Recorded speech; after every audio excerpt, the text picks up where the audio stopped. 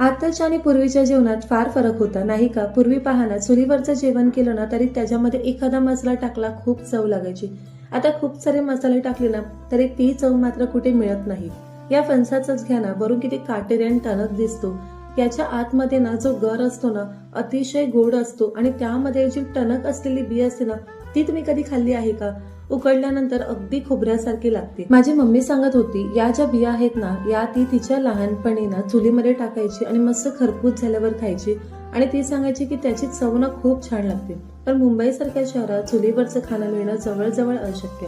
पण हा आनंद घेता यावा म्हणून ती आम्हाला या ज्या बिया आहेत ना फणसाच्या या कुकरमध्ये पाणी आणि मिठामध्ये घालून छान असं शिजवून द्यायची.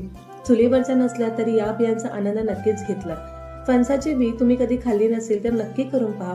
फक्त 2 शिट्ट्या द्यायच्या, मीठ घालायचं आणि मस्त अशा खायच्या. खूप जास्त ओव्हरकुक सुद्धा होत नाही.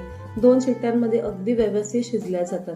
तर इथे पहा मस्त अशा आपल्या फणसाच्या बिया छान शिजल्या आहेत. तुम्हाला एखादी बियामध्ये आता मी सोलून दाखवते. त्याच्या वरती जे असतं ना ते काढायचं आणि आतमधला असं मस्त खोबऱ्यासारखा गर आहे ना तो खायचा. खरंच अप्रतिम लागतं. कधी केलं नसेल तर नक्की ट्राय करा तुम्ही सुद्धा.